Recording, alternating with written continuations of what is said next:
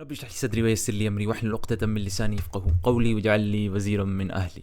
آپ یقین نہیں کریں گے میں نے قرآن میں کیا چیز مجھے قرآن میں ملی. سبحان اللہ، اعوذ باللہ من الشیطان الرجیم. یہ سورہ بقرہ ہے، اس کی آیت نمبر 229. اس میں اللہ سبحانہ وتعالیٰ فرماتے ہیں الطلاق مرتان، طلاق دو بار ہے. اس کا ترجمہ دیکھیں، طلاق دو بار ہے، یعنی کہ آپ ایک بار طلاق دیتے ہیں اپنی بیوی کو، پھر ایک انتظار کا وقت ہوتا ہے، اس میں آپ واپس لے سکتے ہیں، دوسری بار پھر طلاق دے سکتے ہیں، پھر ایک انتظار کا وقت ہوتا ہے، اس پہ واپس لے سکتے ہیں، لیکن تیسری بار آپ انتظار کا وقت نہیں ہوتا، رشتہ ختم ہو جاتا ہے. یہ تو اس کا مطلب ہوا زبان کے لحاظ سے لغوی مطلب. لیکن سبحان اللہ، بعض اوقات اب آپ سوچیں، میں آپ کو کیا بتانے لگا، ہمیں اپنا ذہن بڑا کر کے، جس کو کہتے ہیں نا انگریزی میں thinking out of the box, ہر چیز کو ظاہر سے بڑھ کر سوچنا چاہیے. ہمیشہ صرف اسی چھوٹی سی جگہ رہ کے نہیں سوچنا چاہیے، بلکہ بڑا سوچنا چاہیے، اپنے زاویے کو تھوڑا کھلا کر کے، براڈ مائنڈڈ ہو. اگر آپ اس کو صرف لفظوں کے معنوں میں، زبان کے اور فلسفے کے معنوں میں دیکھیں تو ٹھیک ہے، لیکن اگر اس سے سوچیں، اگر آپ سبحان اللہ، آپ طلاق جو لفظ ہے، میں اب آپ کو بتاتا ہوں کھل کے سوچنے کا کیا مطلب ہے. طلاق دو بار ہے، طلاق دو بار ہے. سبحان اللہ. اگر آپ لفظ طلاق کو قرآن کیلکولیٹر، تنزیل.net یا کسی بھی کیلکولیٹر میں سرچ کریں، قرآن میں لفظ الطلاق کتنی دفعہ آیا ہوا ہے، یہاں پہ آیا نا الطلاق مرتان، الطلاق مرتان، تو قرآن میں سرچ کریں کتنی دفعہ الطلاق ہے. سبحان اللہ، آپ کو پتہ چلے گا پورے قرآن میں صرف دو دفعہ لفظ الطلاق آیا.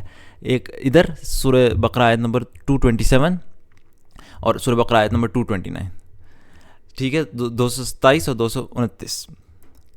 سبحان اللہ. آپ نے دیکھا الطلاق مرتان ایک پلے آن ورڈز ہے، یعنی الفاظ کے ساتھ ایک خاص استعمال ہے اس الفاظ کا، پلے آن ورڈز کے. اس کا یہ بھی مطلب ہے کہ طلاق دو مطلب ہے، اور یہ بھی مطلب ہو سکتا ہے ایک چھپا ہوا کہ طلاق دو بار آیا پورے قرآن میں. سبحان اللہ. اور واقعی میں ہم نے دیکھ لیا یہاں پہ قرآن میں واقعی میں طلاق کا لفظ دو مرتبہ آیا سورہ بقرہ. سبحان اللہ، سبحان اللہ.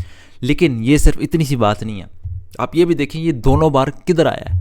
پہلی سورہ بقرہ میں آیا آیت نمبر 227 میں 227، اور دوسرا اس کا اکرنس سورہ بقرہ آیت نمبر 229.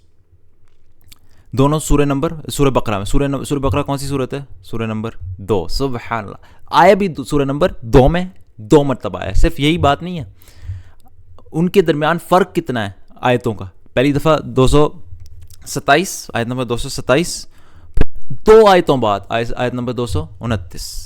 سبحان اللہ. فرق بھی دو آیتوں کا. سبحان اللہ. آپ کوئی سوچ سکتا تھا کہ طلاق مرتانی، اللہ سبحانہ وتعالیٰ نے فرمایا طلاق دو بار ہے، اس کے پیچھے ایک یہ بھی چھپا مطلب ہو سکتا ہے کہ پورے قرآن میں دو بار ہے، جو کہ ہم نے دیکھ لیا، اور سورہ نمبر 2 میں، اور ان کے درمیان فرق ان دونوں آیتوں میں دو کا ہے. سبحان اللہ. کوئی سوچ سکتا تھا. دیکھیں یہ ایک معجزہ ہے قرآن کا، ایک عددی معجزہ. ہم لوگ صرف سوچ رہے ہیں اس ایک زاویے سے، بس طلاق دو بار ہے، اس کا مطلب یہ ہے. ٹھیک ہے، وہ اپنی جگہ، لیکن اس سے بڑھ کر سوچیں. کیوں؟ کیونکہ دیکھیں قرآن جو ہے نا، کتاب کسی سے، خدا تو ہمیں نہیں دکھائی دے گا اس قرآن. اللہ سبحانہ وتعالیٰ نے کسی صفحے پر یہ نہیں لکھا ہوا کہ اس صفحے پہ چل جاؤ خدا کی تصویر، نہیں. ان الذین یخشون ربہم بالغیب، اللہ پر غیب پہ ایمان لانا ہے. تو اللہ تعالیٰ کیا چیزیں دکھا؟ آیت کیا ہوتی ہے؟ نشانی جو حق کی طرف انسان کو، یعنی اس کی طرف ایک اشارہ کرتی ہے.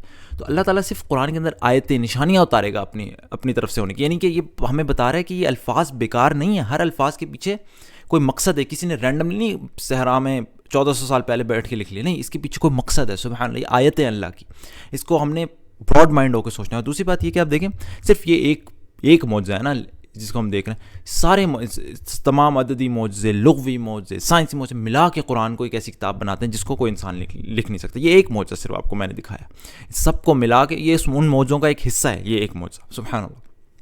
تو یہ بڑی مجھے مزیدار چیز لگی جب میں نے دیکھا پہلی دفعہ کہ لفظ لکھا طلاق مرت، طلاق دو بار ہے. حقیقت میں بھی طلاق ہم قرآن میں دیکھیں تو دو بار ہی ہے، سورہ نمبر 2 میں بھی ہے، ان کے فرق بھی درمیان. سبحان اللہ.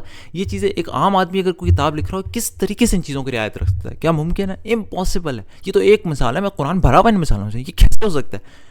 سبحان اللہ. اسی وقت قرآن ہدایت بھی دے رہا ہو، ایٹ دا سیم ٹائم آپ کو معاشرتی، سیاسی، ہر میدان میں ہدایت بھی دے رہا ہو، صحیح رستہ بھی دکھا رہا ہو، ان تمام انسانیت کے لیے قیامت تک. کیسے یہ ممکن ہے؟ امپاسبل ہے. تو اللہ تعالیٰ سے دعا ہے کہ اللہ تعالیٰ ہمیں قرآن پر یقین کی حد تک ایمان عطا فرمائے. سبحانک اللہم و بحمدک، اشہد ان لا الہ الا انت، استغفرک و اتوب الیک.